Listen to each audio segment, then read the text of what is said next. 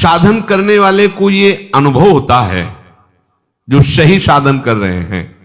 पहला, काम क्रोध पहले जितने तूफान लेकर आते थे अब वैसा नहीं आते हैं। साधक को अनुभव होता है, जो सही साधन जिसका चल रहा है उसको यह अनुभव होगा।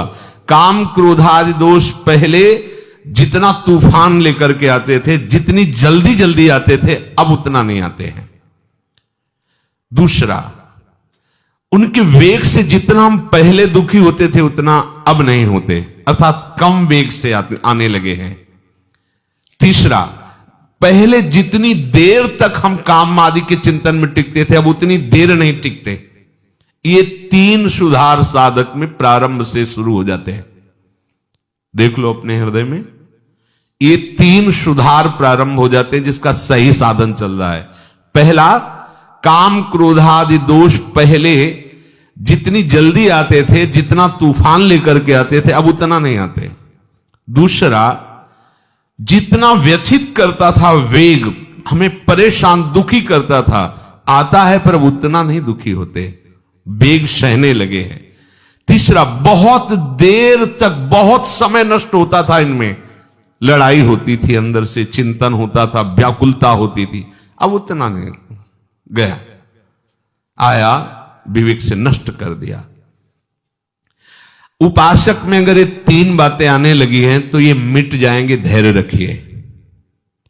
अगर ये तीन बातें आपके अंदर आ रही हैं, आपको दिखाई दे रहा सुधार है, तो अब इसका आखिरी कनेक्शन है मैं शरीर हूं या शरीर मेरा है, काट दो, ये सब खत्म हो जाएगा। पर पहले ही आएगा, क्योंकि साधना प्रारंभ शरीर को लेकर के ही होती है, और इनकी बिल्कुल भी स्फुरना ना रहे, इनसे संबंध रखना नहीं है, तभी इनकी स्फुरना बंद होगी। मन बुद्धि में तदात्म, शरीर में तदात्म, फिर आप इनको जीत ले ऐसी सामर्थ्य आप में नहीं है। जैसे जैसे भजन मार्ग में आगे बढ़ते हैं वैसे वैसे कम होते जाते हैं। जहां एक काम आदि विकार कम होने लगे तब साधक को परमात्म शक्ति का और अनुभव होता है। उसी शक्ति से, विवेक शक्ति से शरीर संबंध को ही हटा देता है। मैं कोई शरीर थोड़ी हूं जो मांग हो रही है अंतःकरण और शरीर की है, नहीं, इसको धर्म में लगाना है, प्रभु में लगाना है, नहीं नहीं, शरीर राग मिटा, विकारों की कोई गुंजाइश ही नहीं है, तभी वो रास विलास का अनुभव करता है। पांचों भूले देह सुधि, तब छठे भावना रास की। पहले तो ये प्रपंच हटे ना, राग हटे ना भोगों का। कभी कभी साधक को ऐसा प्रतीत होता है कि काम क्रोध का वेग पहले से भी अधिक आ रहा है। इसका दो कारण हो सकता है। पहला है कि आपको साधन करते हुए कोई भारी कुसंग हो गया। देख लीजिए, साधन करते हुए आप में कोई कुसंग जागृत हो गया, किसी ऐसे दृश्य को देख लिया, ऐसा संभाषण कर लिया या कुछ ऐसा, तो आपको लगेगा कि पहले से भी भयंकर विकार आ गया, कुसंग। अगर ऐसा नहीं हो, आपका साधन ठीक चल रहा है और फिर आपके अंदर ये बात आई है, तो कह रहे हैं कि जब भोगासक्ति मिटती है तो साधक की बुद्धि पवित्र होती है। पवित्र बुद्धि में थोड़ा भी स्फुरण पहाड़ जैसा नजर आता है, थोड़ा भी दोष उसे बर्दाश्त नहीं होता। अपवित्र बुद्धि में पहाड़ जैसा दोष भी तिनके के भी समान नहीं लगता, पवित्र बुद्धि में तिनके के जैसा दोष पहाड़ जैसा लगने लगता है। वो साधक हाय हाय करने लगता है कि पहले इतना गंदा नहीं था जितना आप गंदा विचार आता है। ये उसकी बुद्धि की पवित्रता है। दो बात ध्यान रखना है। पहले तो तुरंत हमें देखना है अपनी दिनचर्या में कि कोई दृश्य का कुसंग, शब्दों का कुसंग, व्यक्ति का कुसंग, भोजन का कुसंग तो नहीं हो गया, जो हमारे अंदर इतनी विकार की वृत्ति आ गई। अगर आप निर्णय कर लिए कि नहीं ऐसा नहीं है, तो फिर आप निश्चिंत हो जाओ, ये आपकी बुद्धि की पवित्रता है जो आपके थोड़े से भी दोष को पहाड़ जैसा दर्शन करा रही है। अंतःकरण जैसे जैसे शुद्ध होता है तो साधक को थोड़ा सा भी विकार सहन करने की वो असहनशील हो जाता है। ऐसी बात कैसे आ गई मेरे हृदय में? ये पवित्रता का लक्षण है। ऐसा कैसे हो गया, मेरा मन कैसे राजी हो गया, नहीं हाय हाय मच जाता, ऐसा कैसे हो गया। तो उसको लगता है कि बहुत हमारी बुरी दशा है, यद्यपि उसकी बहुत पवित्र दशा, अंतःकरण इतना निर्मल हो रहा है कि वो छोटी सी स्फुरणा को भी बर्दाश्त नहीं कर पा रहा है। यत चेत शाम, जब तक साधक शरीर और इंद्रियों से सुख भोगने के लिए लालायित रहता है, साधक की बात कह रहे हैं, संसारी तो रहता ही है, तब तक उसका असत संबंध सर्वथा नष्ट नहीं होता, इसलिए उसका मन उसके वश में नहीं रहता। और जब साधक भगवत रस प्राप्त करने का लोलुप हो जाता है तो उसे शरीर और भोगों से संबंध मिटाना ही होता है, या स्वाभाविक मिटने लगता है, तब उसका मन निर्मल हो जाता है। मन में फिर काम क्रोध की स्फुरणा ही नहीं होती, मन स्वतः वश में हो जाता है। इसलिए भगवान कहते यत चेत शाम, अभी तो ब्रह्म निर्वाणम वर्तते विदितात्मनाम। उस साधक को भगवान विदितात्म नाम कहते हैं, जो जानना चाहिए वो जान जाता है, जिसके जानने के बाद कुछ भी जानना बाकी नहीं रहता। जो प्रभु को जान जाता है वो सब कुछ जान जाता है, क्योंकि प्रभु ही सब कुछ बने हुए हैं। प्रभु को जान गया तो सब कुछ जान गया, उसे और कुछ जाना कि ये जानना है वो जानना अब बाकी नहीं रहेगा। प्रभु को प्राप्त कर लिया तो कुछ प्राप्त करना बाकी नहीं रहता। शरीर के रहते हुए वो ब्रह्म स्वरूप भगवत स्वरूप हो जाता है। यदि ऐसा नहीं हुआ तो शरीर छूटते छूटते उसे बोध हो जाएगा भगवान की तरफ से, क्योंकि जीवन भर वो बहुत लगन से साधना की है, पर वस्तु की बोध वृत्ति नहीं आई तो भगवान कृपा करके अंतिम समय तक दे देते हैं। उसकी स्थिति में कोई अंतर नहीं पड़ता, वो जीते जी या शरीर छूटने के बाद, दोनों एक ही गति को प्राप्त होते हैं। पर पहला है जीते जी भगवत साक्षात्कार हो जाए। स्पर्शान कृत्वा बहिर्बाह्यांस चक्षुश्चैवांतरे भ्रुवो प्राणापानौ समौ कृत्वा नासाभ्यंतरचारिणौ यतेन्द्रिय मनो बुद्धिर मुनिर्मोक्ष परायणः विगतेच्छा भय क्रोधो यह सदा मुक्त एव सः। बाहर के किसी भी पदार्थ का जो अंदर चिंतन नहीं करता, ध्यान दीजिए बहुत बढ़िया बात है, हम अधिकतर बाहर के ही चिंतन में अपना समय नष्ट कर देते हैं। मंत्र चल रहा है पर चिंतन सब बाहरी हो रहा है, प्रकृति का, किसी वस्तु का, किसी व्यक्ति का, किसी स्थान का। आप देख लीजिए, हमें उपाय करना है बाहर के चिंतन को छोड़ करके अपने आराध्य देव के चिंतन में, बाहर के पदार्थों का, व्यक्तियों का, व्यवहार का चिंतन छोड़ करके। अब इस पे ध्यान दीजिए कि आप जब भगवत चिंतन कर रहे हैं उस समय आपका चिंतन क्या होता है। देखिए, कोई बाहरी व्यक्ति होगा, कोई वस्तु होगा, कोई स्थान होगा, अभी ठीक चिंतन नहीं है। बाहर का चिंतन बाहर छोड़कर अपने आराध्य देव की चिंतन, ये तभी हो सकता है जब हमारा कोई संबंध नहीं, कहीं भी हमारा किसी भी व्यक्ति से, अच्छा आप ऐसा, अच्छा अमुक वस्तु, वो हमारे चिंतन में आ गई। अब हमें भगवत प्राप्ति करनी है तो बाहर के व्यक्ति, वस्तु, स्थान का चिंतन बाहर ही छोड़कर अपने आराध्य देव का चिंतन करना है। उपासक को अब अपना सेवा धर्म है, इसलिए इसकी विशेष आवश्यकता नहीं, उठते बैठते चलते फिरते नासिकाग्र दृष्टि रखनी चाहिए। यह शास्त्रों का स्पष्ट आदेश है, बहुत सी जगह यह आदेश दिया गया है, संतों ने भी ऐसा आदेश किया है। साधक को ऐसे देखने का नहीं है, संभाषण भी ऐसे, चलना भी ऐसे, किसी के नेत्रों में नेत्र मिलाने का आदेश कहीं शास्त्र साधक को नहीं देता है। नासिकाग्र दृष्टि रखे, इतनी दूर बस। आंख खुली हुई है, जब यहां आप एकाग्रता करोगे तो यहां शुरू हो जाएगा मंत्र। यहां आपको महसूस होगा कि आज्ञा चक्र आपका खुल रहा है। नेत्रों की दृष्टि नासिकाग्र, तो भौहों के बीच चिंतन प्रारंभ हो जाता है। बहुत इससे बल मिलता है।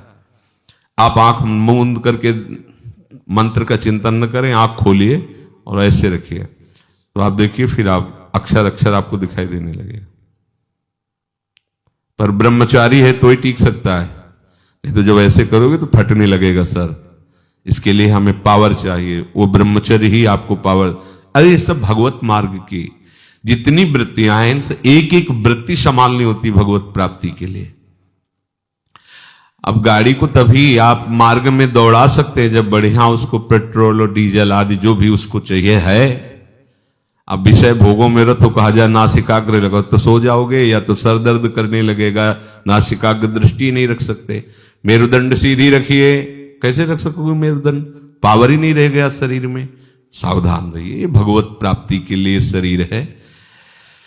नासिका में विचरने वाले प्राण और अपान वायु को सम कर ले। ये योग के द्वारा भी होता है और भजन के द्वारा भी होता है। जब कभी भाव आएगा, आवे तो अभी तो बेभाव हम चल रहे हैं, जो विषय आया हमें खरीद ले गया। बेभाव है, हमारा कोई मूल्य नहीं है। छोटी छोटी बातें हमें खरीद लेती, छोटे छोटे विषय हमें गिरा देते हैं, अभी भाव ही नहीं है। जब भाव आएगा तब आप देखना, केवल आराध्य देव रहेंगे, दूसरा उसको देख ले, उसकी श्वास, उसके शरीर की स्थिति। जब गाढ़ भाव आएगा तो सीधा ऐसे प्राण अपान अपने आप सम होने लगेंगे। भजन में बहुत बड़ा बल, उसे फुस फुस करने की जरूरत नहीं। प्राणों का सम करने के लिए सम स्वरूप प्रभु हैं, जो भी उनका चिंतन होगा तो आपका सब कुछ ठीक हो जाएगा। एक भजन से ही कुंडलनी जागृत हो जाती है। भजन से ही प्राण अपान व्यान समान उदान पांचों प्राण पवित्र हो जाते हैं। भजन से ही सब जितनी सिद्धियां प्राप्त, जो चाहे वो सब भजन से प्राप्त हो सकता है। खूब नाम जप करे, खूब प्रभु के लीला गायन करे, इससे अपने आप सब सम आ जाएगा। विचार सम हो जाएंगे, बुद्धि सम हो जाएगी, प्राण सम हो जाएंगे। विषम संसार को जीत कर समता में स्थित हो जाओगे। भजन नहीं है ना, तो ये घंटा आध घंटा प्रयास करो, इसके बाद भोगों का चिंतन होगा और भोगों कुछ लाभ नहीं मिलने वाला। इसलिए कह रहे हैं जोग कुजोग ज्ञान अज्ञानु जहां नहीं राम प्रेम प्रधानु। स्पर्शान कृत्वा बहिर्बाह्यान, अपने आराध्य देव के सिवा और कुछ चिंतन न हो, ऐसा उपाय करो। बाहर के चिंतन को बाहर ही छोड़कर अपने लिए तो बहुत बढ़िया उपासना पद्धति मिल गई। कोई भी पदार्थ जो हमें बहुत प्रिय लग रहा है, देखा तत्काल श्री जी को, श्री जी के लिए तुरंत उसे प्रभु से जोड़ दो, बच गए। अगर आपके चिंतन में भी कोई वस्तु आ रही है और आपकी सेवा सामग्री नहीं है, आपका कोई संबंध नहीं, तुरंत उसमें भगवत भाव लाओ। इस वस्तु के पहले प्रभु थे, इस वस्तु के बाद भी प्रभु रहेंगे, तो बीच में प्रभु ही है। जय हो प्रभु, आपका भजन बन गया। अपने को ज्यादा ये झगड़ा नहीं करना है कि नहीं इस वस्तु का चिंतन ही नहीं होना चाहिए। अगर हो रहा है तो तत्काल उसको सहज भाव में लाओ।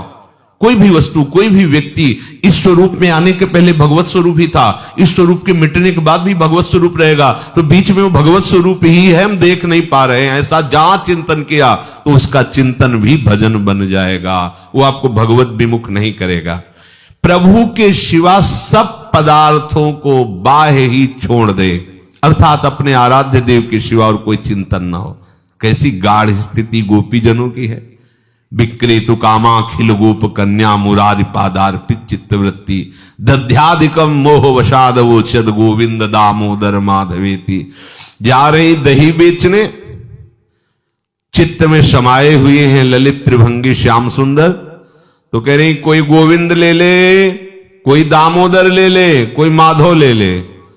तो सब जो सुनने वाले हंस रहे, तो उनको लगता है हंस क्यों रहे, उनकी यही है कि हम बेच रही दही, लेकिन ध्यान में श्याम सुंदर उरसी बनमाल। तो वो यही कह रहे, कोई दही ले ले की जगह बोलते कोई गोविंद ले ले, कोई दामोदर ले ले, कोई माधव ले। ऐसा क्यों बोल रहे?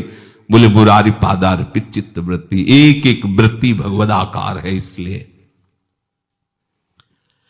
उपासक को बाह्य पदार्थों के चिंतन से हटना चाहिए। माला चल रहा, वो कल शाम को जो बना था ना, उसमें ऐसा ऐसा चिंतन होना, अच्छा कल क्या बनेगा, अमुक अमुक चीज, अगर उसमें हरी चटनी धनिया वाली ज्यादा अच्छी, वैसा माला चल रहा है सच्चिदानंद प्रभु का और चिंतन हो रहा है चटनी समोसा और पदार्थ और वाह्य, वो व्यक्ति बहुत दुष्ट है, अगर वो यहां ना रहे तो सब बढ़िया मामला बन जाए। ऐसा है, आप देखना ये मनीराम की एक अलग ही भजन शैली चलती है, देख लो, इसका एक अलग व्यवहार चलता रहता है। जब आप सावधान हो जाएंगे सो आ जाएगा, तो हर समय सावधान रहो, सेवा सुमिरन सावधान। बाह्य पदार्थों का संबंध सेवा से सहज में त्यागा जा सकता है। अभी जो बताया, सेवा भाव में उसे ले आओ, भगवत भाव में ले आओ। जो भी व्यक्ति वस्तु स्थान भगवत भाव, जो भी वस्तु प्रिय सेवा भाव, स्वामी जी के चरणों में अर्पित कर दो। अगर आपको प्रगट में नहीं मिल रही तो जो चिंतन में किया उसी को अर्पित करो। गरम गरम जलेबी, हाँ ठीक है, पाओ श्री जी, उसी से। अपना तो भजन इतना सरस है, अपने को कोई फंसा ही नहीं सकता। अगर आप ये सीख जाएं तो सखियों से चतुर और कोई नहीं है। चतुर शिरोमणि प्रियालाल को भी सुख पहुंचाती हैं। अपने को कोई नहीं फंसा सकता, न कोई विषय, न कोई पदार्थ, न कोई व्यक्ति। बस आप चतुर बनिए। जो व्यक्ति वस्तु विषय स्थान आए, सेवा लायक नहीं है तो भगवत स्वरूप, और सेवा लायक है तो उसी समय सेवा में समर्पित कर दो। बाद में जो होगा वो अलग चीज है। उसी समय मानसिक सेवा प्रारंभ हो जाएगी। उसी समय सेवा, खाली मत रहो। बाह्य वस्तु आई तुरंत सेवा में अर्पित करो। बाह्य व्यक्ति आया समझ में नहीं आ रहा, भगवत भाव कर लो, वो आपका भजन बन जाएगा। नहीं, माला चलता रहता है और विषय चिंतन होता रहता है। तभी सिद्ध महापुरुष कहते हैं, माला फेरत जुग गया, फिरा न मन का फेर, कर का मन का डारी दे, और मन का फेर। वास्तव में बाह्य पदार्थ बाधक नहीं है, बाधक है बाह्य पदार्थों से अपना संबंध करके चिंतन करना।